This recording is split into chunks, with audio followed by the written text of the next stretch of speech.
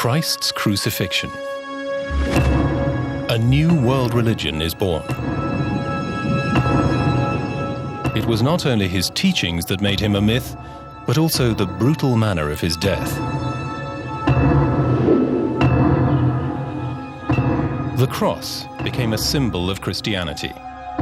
Items recalling the torture and death of Jesus are transformed into objects of religious veneration, into relics.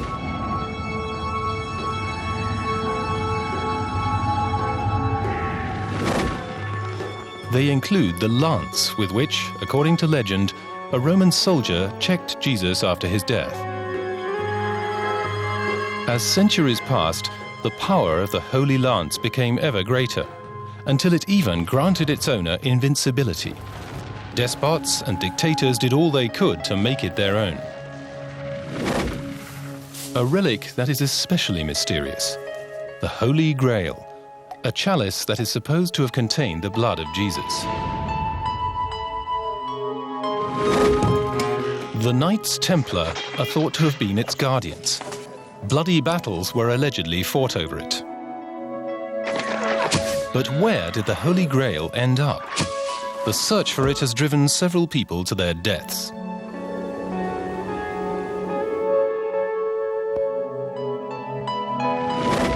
A third relic is as mysterious as it is controversial. The shroud in which Jesus was allegedly wrapped after his death. According to some, the shroud still exists today, preserved in the Cathedral of Turin as the famous Turin Shroud. For me, all these relics point to an event, namely the Passion story, Christ's suffering and his death. For me, they are of great importance because they put me directly in touch with that miracle. The Holy Lance, the Holy Grail, and the Turin Shroud. Originally, they were nothing but simple objects that were used during the crucifixion of a man who was considered to be an insurgent. It was only through faith that they became mighty symbols of their religion. But there is one relic that already existed 1,300 years before Jesus died and received its power from God directly: the Ark of the Covenant. Its history begins in the 13th century BC, when the people of Israel are fleeing from slavery in Egypt. On their march through the desert, the people often despair of their God. They are following the prophet Moses, commanded by God to lead them to the promised land. On the way there, the people of Israel arrive at Mount Sinai, where Moses receives the 10 Commandments from God. They are aimed at strengthening the bond between God and his people. A special container is built to house the stone tablets. Its construction plan is described in the Torah, the Jewish scriptures, and comes from God himself. They were told to make a shrine from acacia wood and cover it with pure gold. And 2 cherubims had to protect the lid with their wings.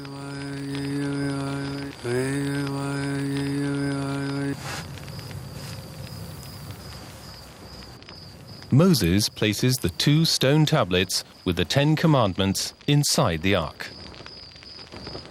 From now on, this container is a powerful tool with which God works miracles, but also punishes.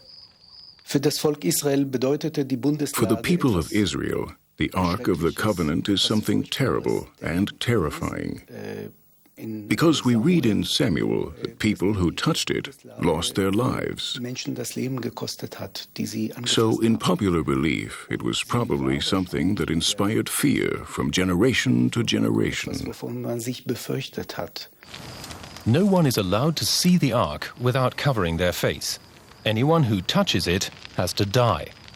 But the power of the ark also helps the Israelites to achieve victories. It becomes a wonder weapon on the way to the promised land. When the Israelites reach the city of Jericho and its citizens block their way, God orders them to carry the Ark of the Covenant around the city walls 7 times, for a period of 7 days. On the 7th day, the miracle occurs. The walls of Jericho crumble.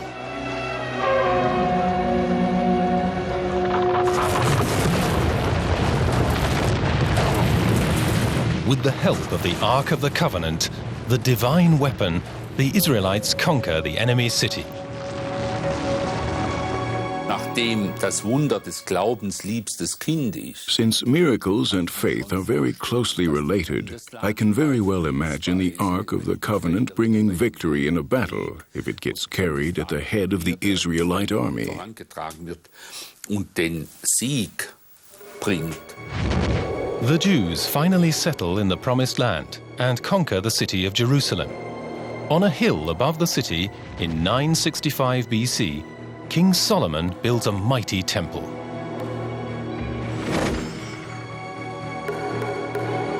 The temple's innermost sanctum contains the Ark of the Covenant.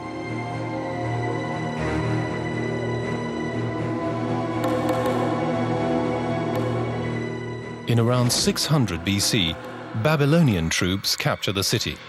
Their king, Nebuchadnezzar, has the temple destroyed. Since then, the Ark of the Covenant has been lost without trace. No more mention is made of the sacred relic in the Jewish scriptures either. To this day, no one knows its location, and there have been the most amazing theories ever since. For instance, it's supposed to be buried on Mount Nebo in Jordan, according to an obscure reference from the Old Testament.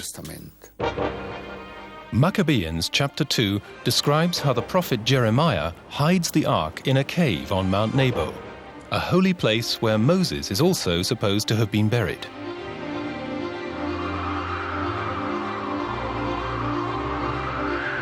In 1981, an American, Tom Crotzer, searches Mount Nebo.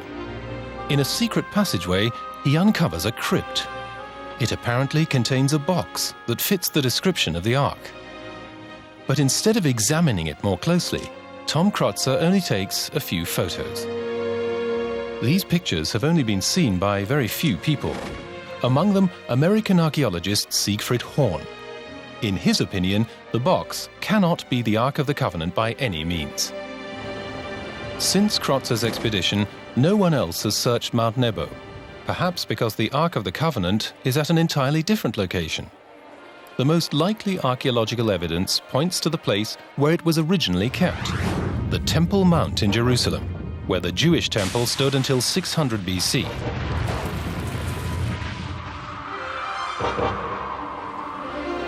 Apparently, there are underground passageways beneath the temple, allegedly built by King Solomon, to hide the Ark of the Covenant there from the Babylonians and other enemies. The possibility of the Ark being hidden there was already suspected by the Knights Templar. Their history dates back to the First Crusade. In 1099, after the Crusaders had taken Jerusalem, pilgrims streamed into the Holy Land from all over Europe.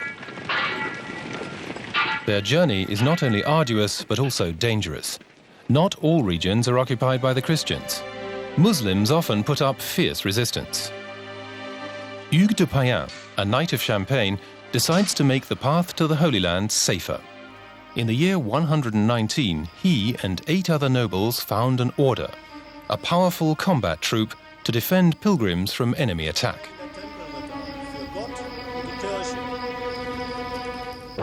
The new king of Jerusalem assigns headquarters to the brave warriors. The troop takes up residence on the Temple Mount, on the exact site of the legendary Temple of Solomon. That is also how the order gets its name, Knights of the Temple, or Templars for short. According to legend, the Knights Templar actually discovered the Ark of the Covenant in the underground passageways.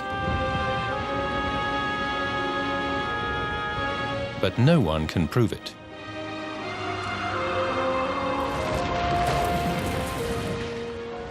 Today, archaeologists would love to take a closer look at the Temple Mount, but the Jewish and Muslim religious leaders won't allow it.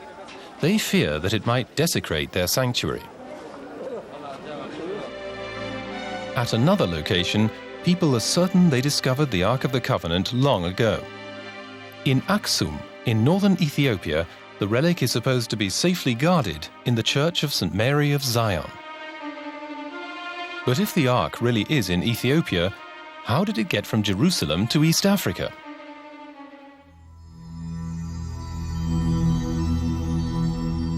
that can be explained by a love story.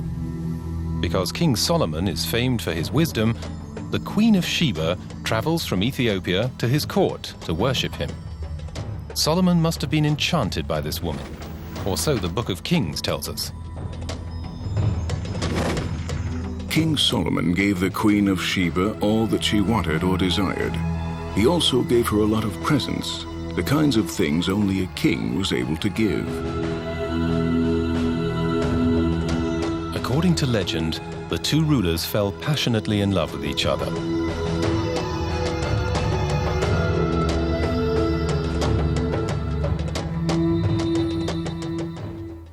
When the Queen of Sheba returns to East Africa, she is pregnant. Years later, a young man from Ethiopia visits King Solomon. It is his son, Menelik. He has his father baptize him David and converts to the Jewish faith.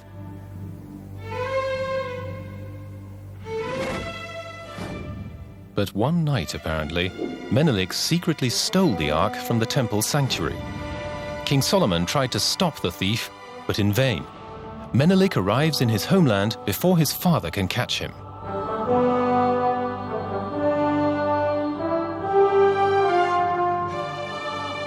Descendants of the Israelites and many Christians live in Ethiopia. The churches contain some of the oldest religious treasures in the world.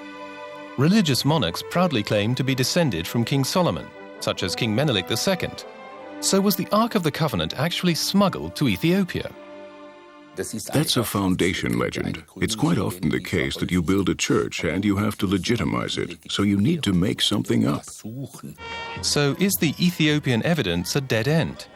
Unfortunately, it's impossible to examine the alleged Ark of the Covenant any more closely. No one is allowed to see it apart from one monk, who guards it very closely. The Ethiopian Ark of the Covenant does not match the descriptions in the Bible at all. So where is the real Ark of the Covenant? Might it have been destroyed by the Babylonians? The Ark of the Covenant probably did exist. Most scientists agree there. But what happened to it will probably remain a mystery forever. Another mighty relic seemed to have been lost forever: the Holy Lance. It promises its owner nothing less than invincibility.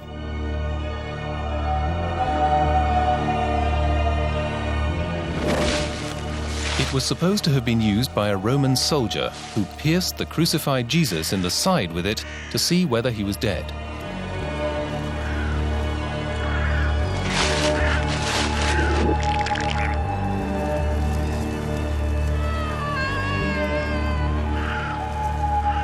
The lance thus bears the blood of Jesus, so the legend goes.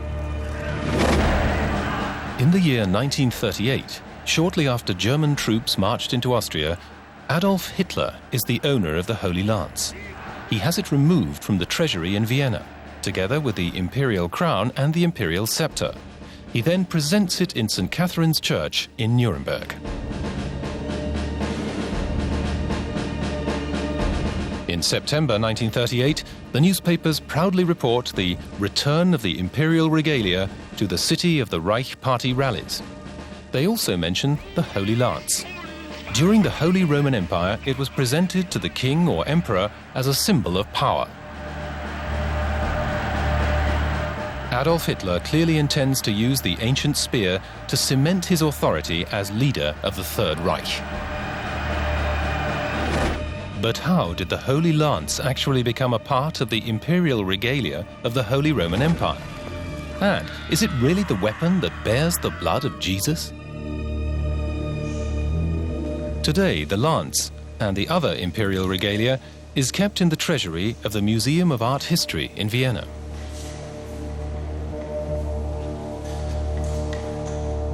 Franz Kirchweger is an art historian.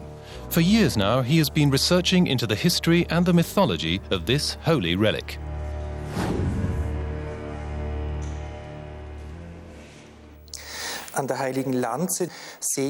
Effectively, all that we see of the Holy Lance today is the tip of it. It consists of a shaft and the actual lance blade. At some stage, not known to us precisely, this blade was pulled out at the center and a pin was attached and held in position here by very complex silver bands. The whole thing is covered by golden wrapping, serving primarily to stabilize a crack in the blade of the lance. What does the crack in the lance blade say about the history of the relic? Is this really the weapon that was used to check whether Jesus was dead?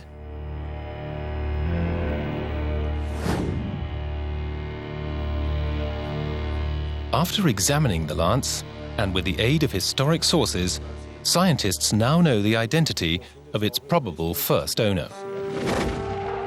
King Henry I, at the beginning of the 10th century. He receives it as a symbol of his power over Rome and Italy.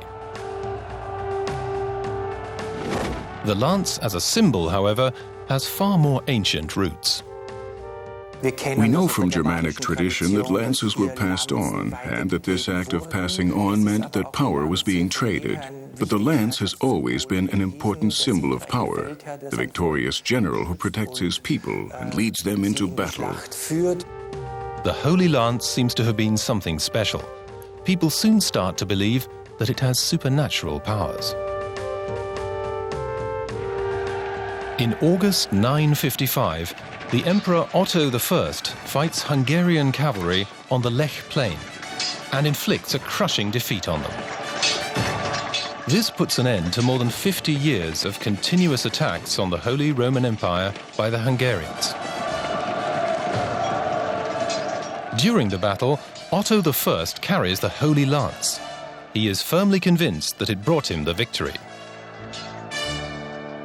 The Holy Lance was carried into battle as an accessory and was doubtless guarded again afterwards in the castles of the emperors and kings. But right now, it's very interesting that they were always kept in churches or chapels, quite simply because they were no longer seen as weapons, but worshipped as relics and reliquaries. From now on, the rulers of the Holy Roman Empire passed the lance down to their successors. Over time, it is not only believed to guarantee victory, but also comes to symbolize the legitimate heir to the throne. The Holy Lance, together with the crown, scepter, orb, and sword, is handed to the new king and emperor during his coronation.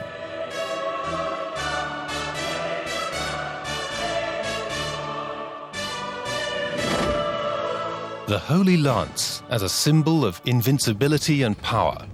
Reason enough for numerous princes and dukes to have copies made of it.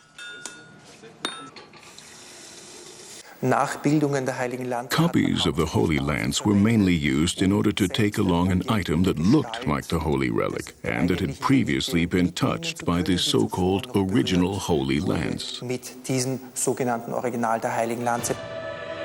In the year 1354, Pope Innocent VI announces that the original Holy Lance is the only genuine one. But is it? Scientists have taken a closer look at the metal of the lance and have made a sobering discovery. The Holy Lance was once an effective weapon, and the type can be dated with precision to the late 8th century. So the weapon was converted into a reliquary. So the lance is not 2,000 years old at all, nor can it have been used at Jesus' crucifixion. It is a simple piece of metalwork dating from the 8th century, a so-called winged lance of the type used by Carolingian riders. Yet the Holy Lance bears a secret. The broken lance blade contains a nail from the crucifixion. That, at least, is what the Latin inscription on the golden covering says. It refers to the relic as the lance and nail of our Lord. If the lance is not genuine, what about the nail?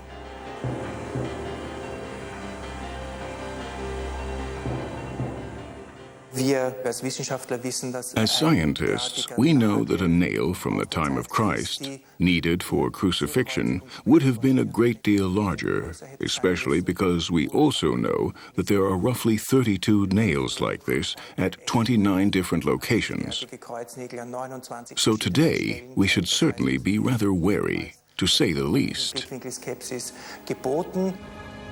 32 nails are far too many for one crucifixion.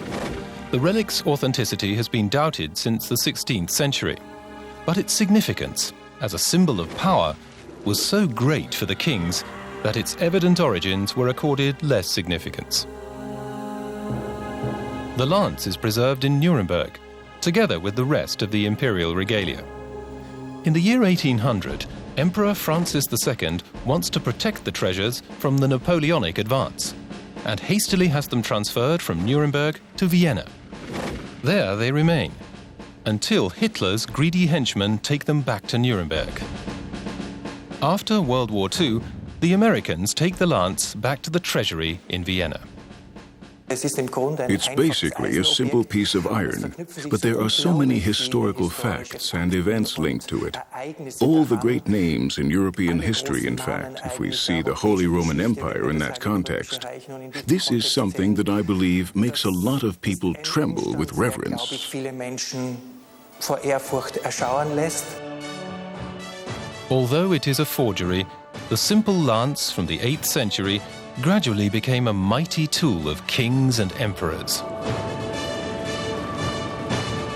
People's strong belief in holy objects has helped their possessors gain great power and influence. The same applies to this famous relic, the Holy Grail, the chalice that can work miracles. It heals people and makes them immortal. But where is the Holy Grail?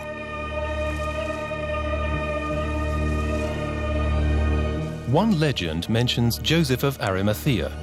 The Jewish merchant allegedly caught the blood dripping from the crucified Christ in the Grail, and then smuggled it out of the country.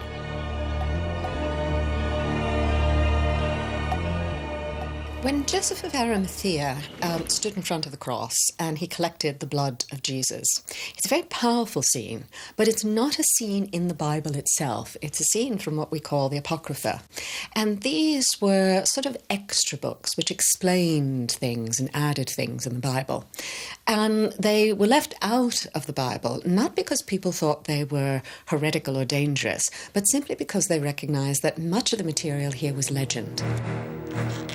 The Apocrypha are Christian writings that were not included in the Bible. They were therefore only known to very few people. For a long time, the Grail seen at the cross interested no one. Until a medieval author picked up on the legend again. His name, Chrétien de Troyes. In his novel, the French author sends the young knight Parsifal on a quest for honor and fame. Chrétien's hero arrives at a mysterious castle. It is home to a fisher king and his court. Parsifal is asked to stay there as a guest. And this is where it happens. In place of the fisher king, who is suffering from a mysterious disease, two maidens appear. One is carrying a bloody lance, and the other the Holy Grail. But Chrétien refrains from telling his readers what the Grail actually is. Parsifal is fascinated by the sight of it, but does not dare to ask the king about it. Precisely that, however, would have been his mission. And since Parsifal does not ask the decisive question, he has to leave the castle again, without the Holy Grail. With his story, Chrétien de Troyes created the basis for the mightiest legend and the most fascinating holy relic of the Western world. In the year 1190, he died before he could complete his work.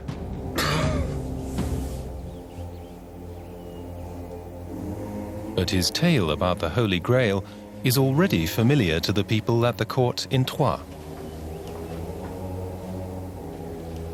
It has to be finished. Now, it was very common in these medieval stories for stories to be finished or stories to be developed.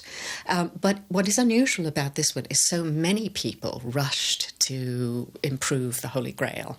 So clearly the story itself really grabbed people. Great authors such as Wolfram von Eschenbach pick up the story and perfect the legend.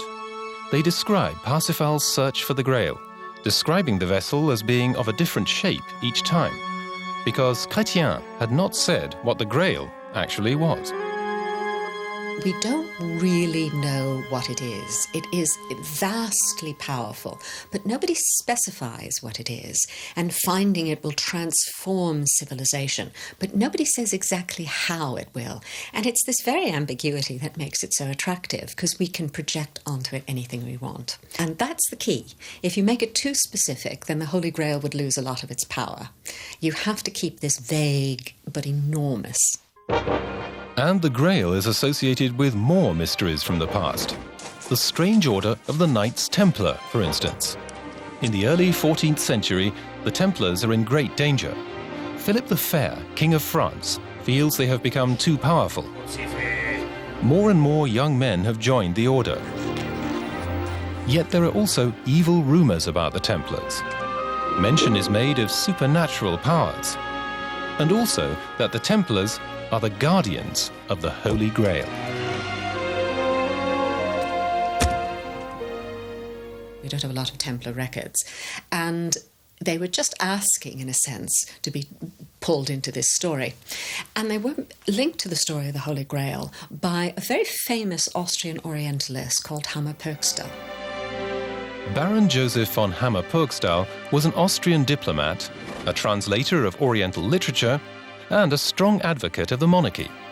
He was strongly opposed to the revolutionary movements of 1848. In a long study, he tried to prove that the Templars had worshipped a terrifying creature with horns, the Baphomet.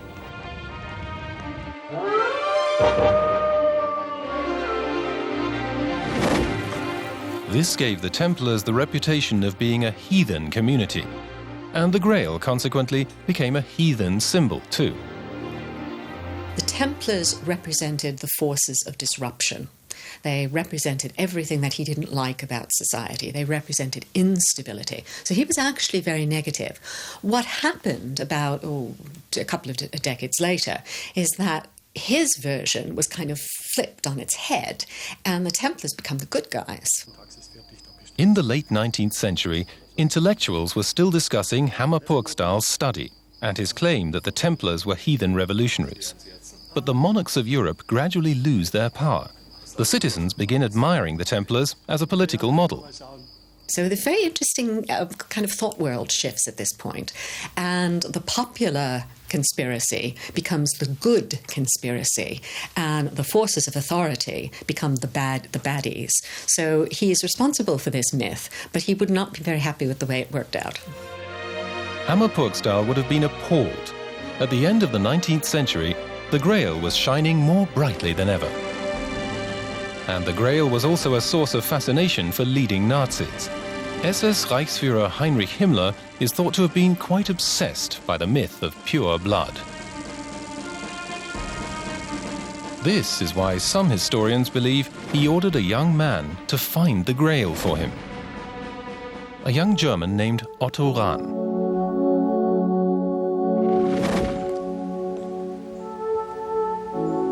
The 32-year-old undertook several journeys. One expedition took him to the Languedoc region of southern France. He was convinced that this was where he would find the Grail. He wasn't really a historian, he wasn't really an archaeologist, he kind of wasn't really anything. But he became quite obsessed with this idea of the Grail. It kind of took over his life. Otto Rahn is firmly convinced of the Grail's existence and does not want to disappoint Himmler. The search for the relic becomes a passion. At this period where the world was in a terrible state politically, people look for certainties, and they look for certainties in the past, and they look for a certainty in the past that will somehow allow them to transform the present and the future. So they're looking for a salvation myth. And Otto Rahn all focused on the Holy Grail. Otto Rahn primarily searches locations in southern France, where the Grail was once thought to have been. For example, the mysterious kingdom of the Cathars. During the 11th century, the Cathars were a very prosperous religious movement who distanced themselves from the established church. They were a thorn in the side of Pope Innocent III. In the early 12th century, he sent an army of 30,000 men to southern France. The Cathars were branded as heretics and brutally slaughtered.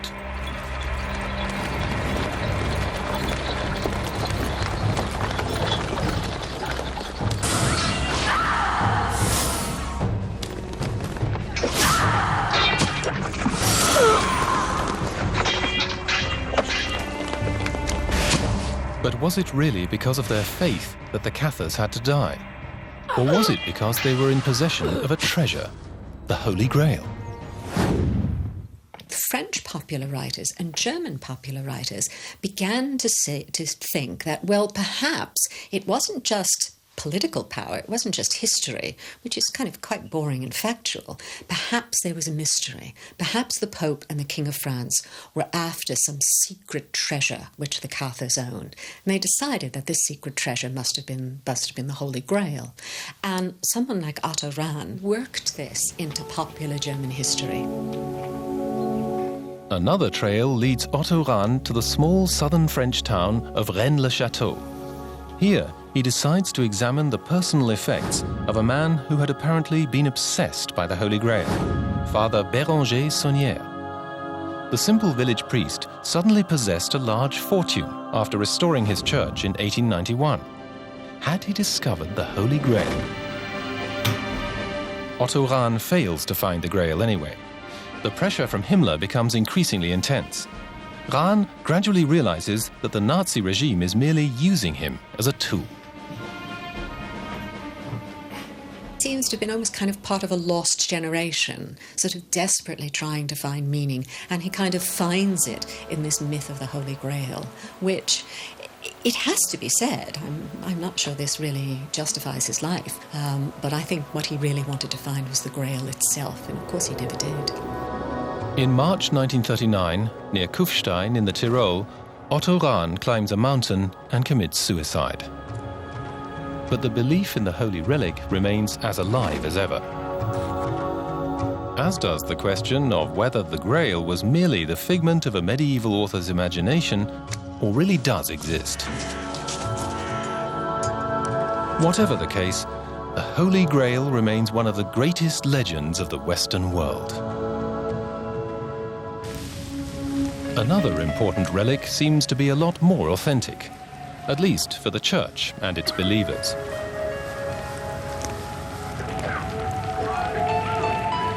In the year 1532, monks rescue a box from the burning castle chapel of Chambéry in France.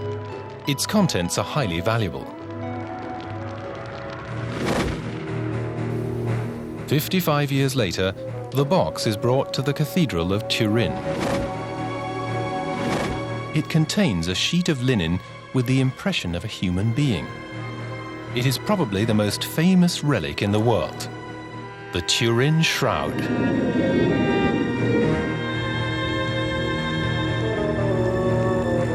According to the Gospels, Joseph of Arimathea asked the Roman governor for the corpse of the crucified Christ. The Jewish merchant wanted to give Jesus a proper burial. He washed the corpse's wounds and wrapped it in a shroud. Then he laid the body in a tomb in the rocks.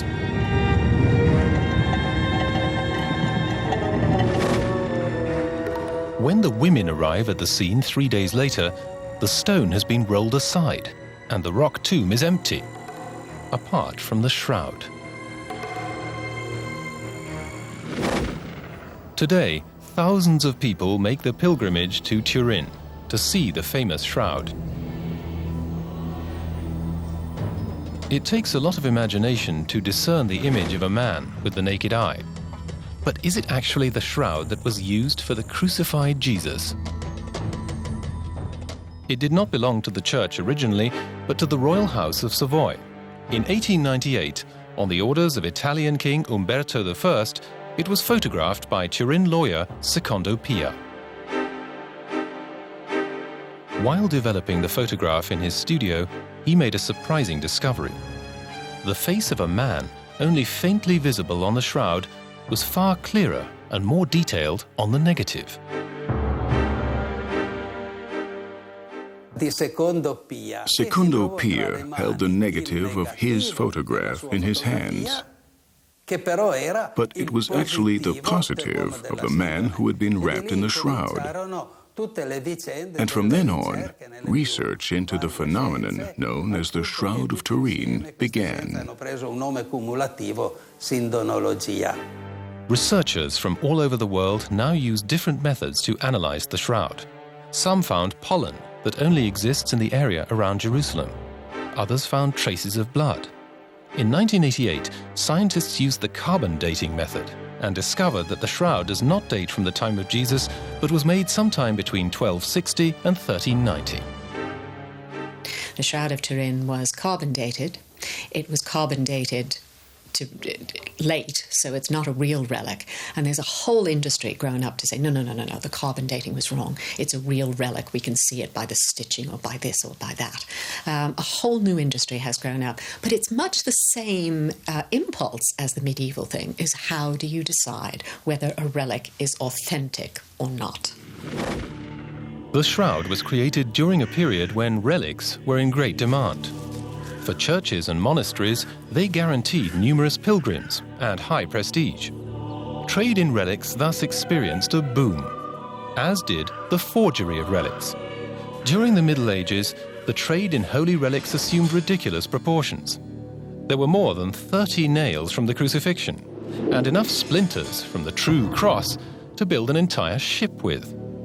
The most important thing was that the church's coffers were filled. But why were the relics of such great importance to people at that time? You sort of had to move Christianity from the Holy Land into Europe. And this is why you suddenly have these relics appearing and people sort of saying, well, okay, we can't go to the Holy Land, but we can go to Cologne, we can go to Glastonbury, we can go to Rome. And the relics, the really important things, became not the place, but the objects. The Church of St. Ursula in Cologne is one of the places where numerous relics have been kept for over 1,400 years. The entire nave of the building is like one giant relic museum. The so-called Golden Chamber, in particular, contains not only busts and decorative items, but also a vast amount of bones, thought to have belonged to St. Ursula and her 11 friends.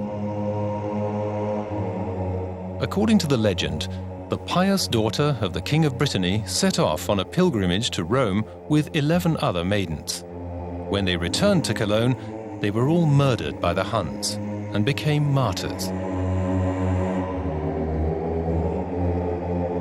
The bones of St. Ursula, the patron saint of Cologne, and of her companions have apparently been kept around the walls of the Golden Chamber ever since. In the past, the treasures here were a popular target for thieves. The eerie relics were very much in demand. For a lot of money, believers could purchase a bone, together with a container in which to keep it.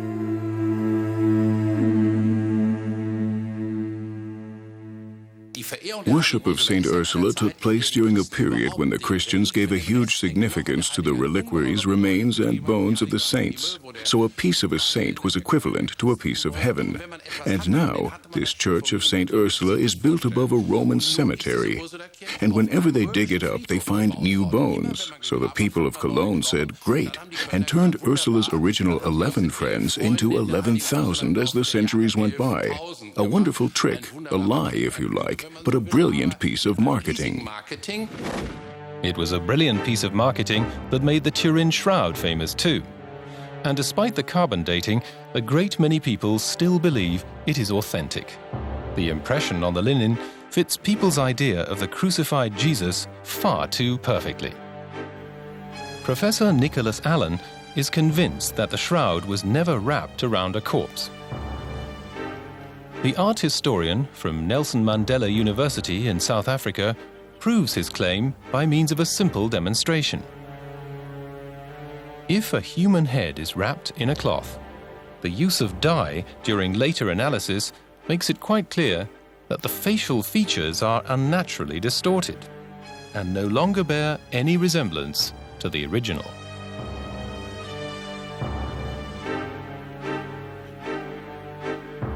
But Professor Nicholas Allen has also researched into how the impression of a human face could have arrived on the shroud at all.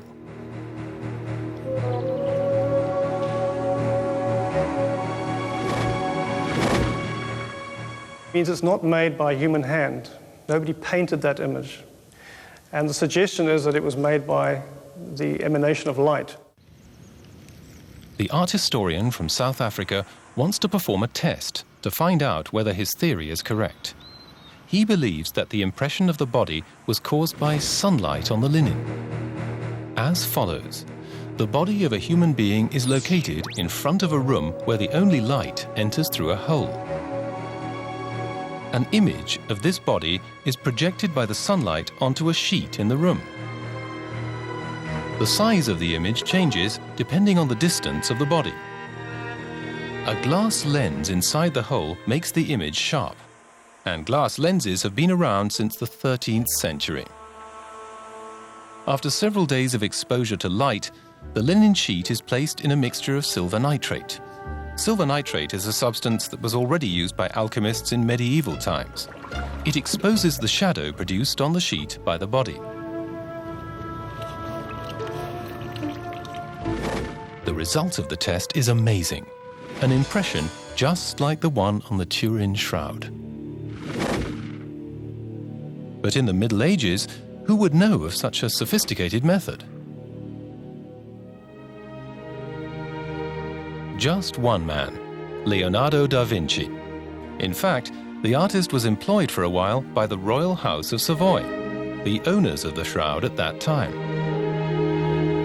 Astonishingly, the man on the shroud also bears a strong resemblance to the Renaissance master. Could it have been a self-portrait by Leonardo? One fact speaks against Leonardo's involvement, however. The shroud has been carbon dated to the period between 1260 and 1390. Leonardo da Vinci lived around 200 years later.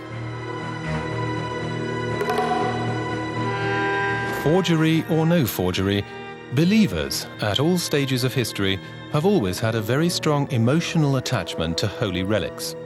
They stand for the suffering of Christ and, for the faithful, are a symbol of human redemption. That's why it is said that the shroud is becoming an instrument of evangelization, and the Church cannot afford to dispense with it.